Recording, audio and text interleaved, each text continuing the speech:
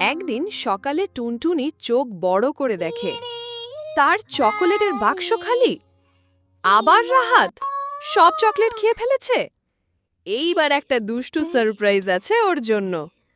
টুনটুনি প্ল্যান করে একটা বিশাল বেলুনে ভরে দেবে ময়দা আর লাল রং। বেলুনটা ফাটবে ঠিক রাহাতের মাথার উপর। বুবু বিড়াল, দড়িটা ঠিকমতো টানবি, বুঝলি?